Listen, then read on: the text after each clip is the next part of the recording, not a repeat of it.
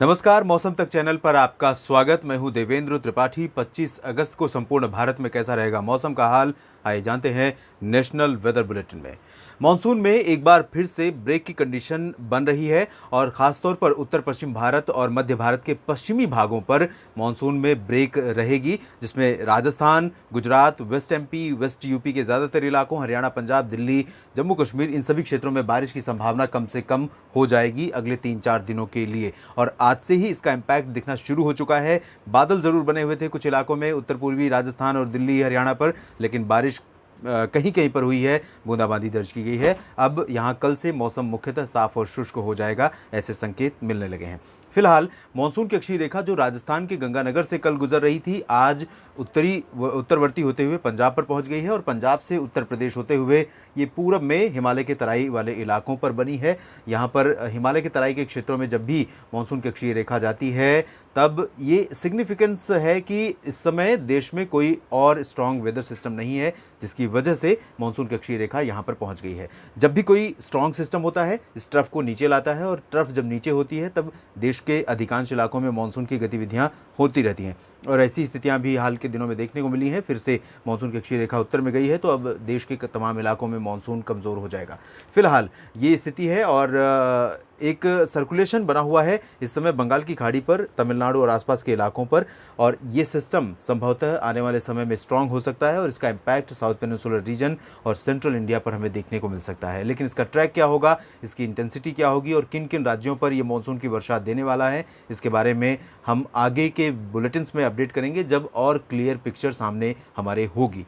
फिलहाल इन मौसमी सिस्टमों के बीच में और आज सैटेलाइट तस्वीरों की जो ताज़ा स्थिति है उसको देखते हुए कल के लिए क्या अनुमान है, यानी 25 अगस्त के लिए बारिश की संभावनाएं क्या हैं, आइए जानते हैं। शुरुआत करते हैं उन इलाकों से जहां पर बारिश की सबसे ज़्यादा संभावना अब बन रही है।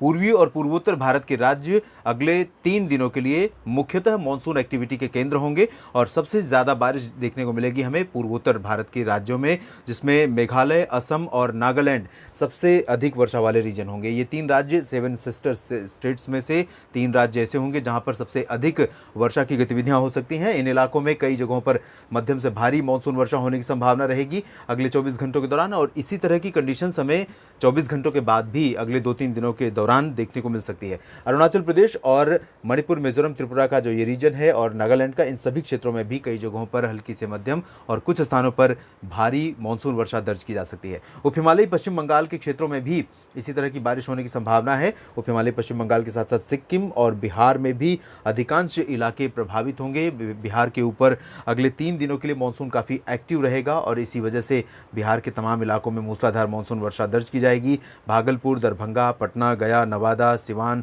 और गोपालगंज, चंपारण, मधुबनी, सीतामढ़ी, किशनगंज, ये सभी क्षेत्र प्रभावित होंगे। इन भागों में बारिश लगातार होती रहेगी, जिससे यहाँ के लोगों की मुश्किलें कम नहीं होंगी बल्कि और बढ़ सकती हैं। बाढ़ प्रभावित क्षेत्रों में स्थितियाँ और विपरीत हो सकती हैं आने वाले समय में, जिस तरह के हालात नज़र आ रहे हैं। और झारखंड की बात करें तो झारखंड में भी कई स्थानों पर बारिश होने की संभावना है। यहाँ आप देख सकते हैं रांची, जमशेदपुर, डाल्टनगंज, दुमका, देवघर समेत तमाम इलाके जो झारखंड के हैं, इन भागों में कई स्थानों पर मध्यम से भारी मानसून वर्षा हो सकती है। उप हिमालयी पश्चिम बंगाल में भी अधिकांश इलाकों पर बारिश की संभावना है और गंगीय पश्चिम बंगाल में भी इसी तरह की स्थितियाँ हमें नजर आ रही हैं। इसके बाद हम पूर्वी उत्तर प्रदेश की स्थिति देखेंगे, जहाँ पर अब बारिश लगातार जारी रहेगी।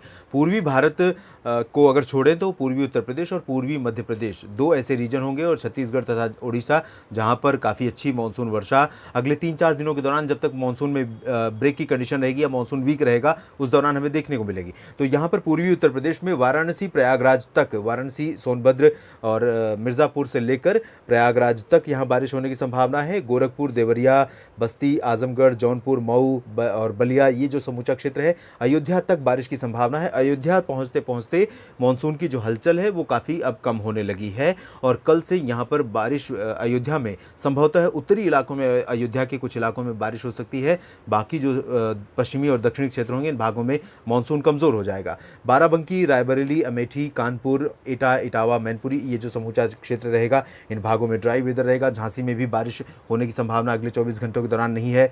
बांदा, फतेहपुर, चित्रकूट में भी बारिश के आसार फिलहाल नहीं नहीं है, लेकिन चित्रकूट में ज़रूर बादल छाए रहेंगे और कुछ स्थानों पर वर्षा हो सकती है।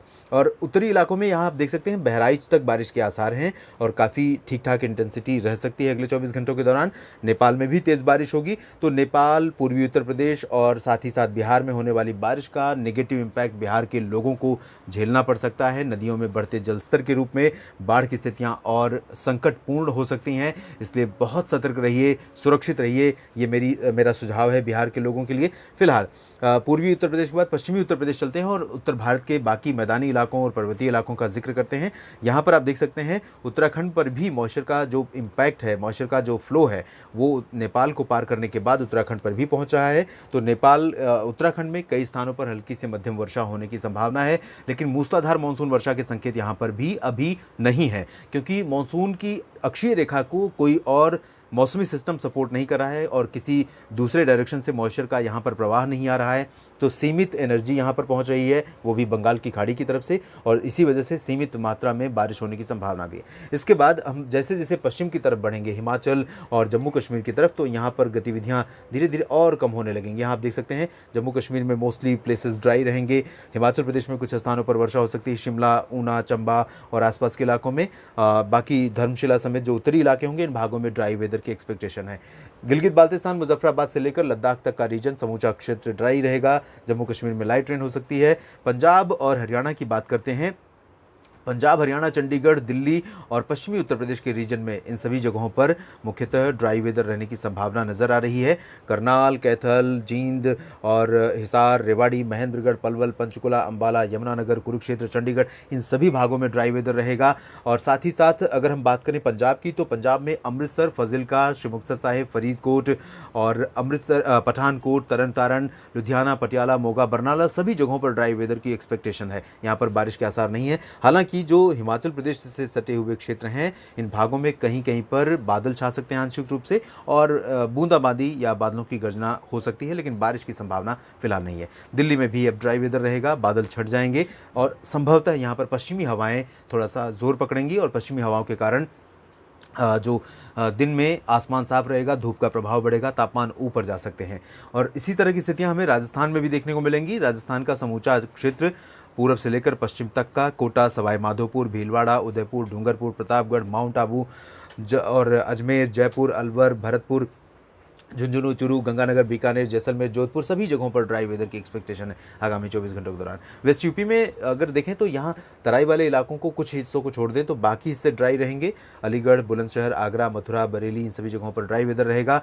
गुजरात की तरफ चलते हैं मध्य भारत में, और गुजरात में सौराष्ट्र, कच्छ, पूर्वी रीजन, इन सभी क्षेत्रों में आप देख सकते हैं सौराष्ट्र पर जो तटवर्ती रीजन है और पूर्वी रीजन का जो दक्षिणी इलाका है, इन भागों में बादल छा सकते हैं, आइसोलेटेड लाइट रेन हो सकती है, लेकिन बाकी हिस्सों पर फिलहाल मानसून का जो रुख है, मानसून यहाँ पर निष्ठुर ही बना रहेगा। बारिश की उम्मीद फिलहाल इन भागों में नहीं है और ड्राई वेदर की वजह से गर्मी भी बहुत ज़्यादा रहेगी, लोगों की मुश्किलें भी बढ़ती रहेंगी।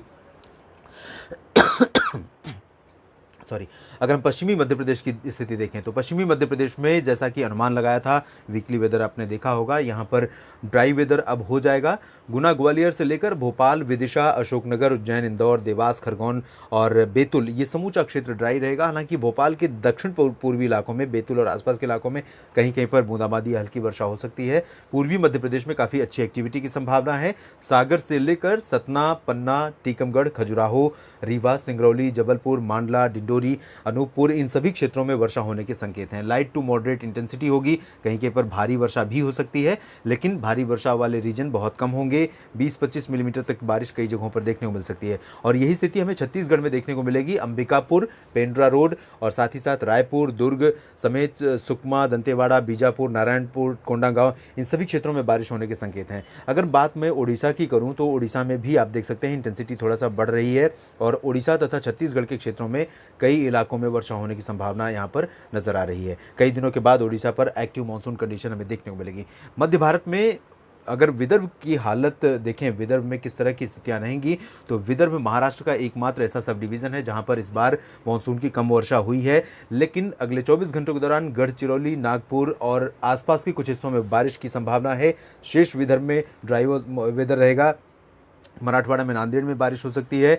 औरंगाबाद समेत आसपास के जो मराठवाड़ा के पश्चिमी इलाके हैं, इन भागों में ड्राई वेदर रहेगा। और ये जो प्रोजेक्शन है मध्य महाराष्ट्र और मराठवाड़ा का, ये पूरा का पूरा बहुत सही है और इसी तरह की मौसम की संभावना अगले 24 घंटों के दौरान है। कोंकण गोवा में लाइट रेन की संभावना है। पालघर से लेकर मुंबई, अलीबाग और सिंधुदुर्ग तक गोवा में कुछ स्थानों पर बारिश हो सकती है। तेलंगाना में काफ़ी अच्छी वर्षा के संकेत हैं। हैदराबाद, रामागुंडम, खम्मम से लेकर तमाम जगहों पर वर्षा के आसार हैं। और साथ ही साथ हमें आंध्र प्रदेश में भी बारिश देखने को मिलेगी। उत्तरी तटीय आंध्र प्रदेश में, रायलसीमा में भी बारिश की संभावना है। और पुदुचेरी समेत चेन्नई और आसपास के जो उत्तरी तमिलनाडु के रीजन हैं, इन भागों में कई जगहों पर मध्यम से भारी मानसून वर्षा अगले 24 घंटों के दौरान हो सकती है। और ये कई दिनों के बाद बहुत स्ट्रॉन्ग स्पेल हो सकता है मानसून वर्षा का, जहां पर बारिश इस बार बहुत कम देखने को मिली थी हमें। और इसी तरह की बारिश हमें केरल में कुछ स्थानों पर देखने को मिल सकती है। और साथ ही साथ दक्षिणी आंतरिक कर्नाटक के कुछ इलाकों में हो सकती है बारिश। लक्षद्वीप में 24 घंटों के बाद भारी वर्षा होने की संभावना है। लक्षद्वीप आइलैंड रीजन है और यहाँ पर मौसम जब बिगड़ता है तो बहुत सतर्क रहना पड़ता है लोगों को, तो पहले से ही अलर्ट हो जाइए। यहाँ परिस्थितियाँ काफ़ी तेज़ मानसून वर्षा की बन सकती हैं और बन रही हैं अगले 24 घंटों के बाद। 24 घंटों में लाइट रेन होने की संभावना है। अंडमान और निकोबार द्वीप समूह में भी कई स्थानों पर मध्यम से भारी मानसून वर्षा होने की संभावना नजर आ रही है। फिलहाल कुछ इस तरह से रहेगा संपूर्ण भारत में 25 अगस्त को मौसम का मिजाज, मानसून का प्रदर्शन। और आगे क्या कुछ बदलाव होंगे इसमें, इस पर मेरी नज़र रहेगी और विश्लेषण करता रहूँगा और लगातार आप तक इन्फॉर्मेशंस आपके शहर, आपके राज्य की पहुँचाने की कोशिश करता रहूँगा। इस बुलेटिन में भी इतना ही। आप बने रहिएगा मौसम तक चैनल के साथ। धन्यवाद।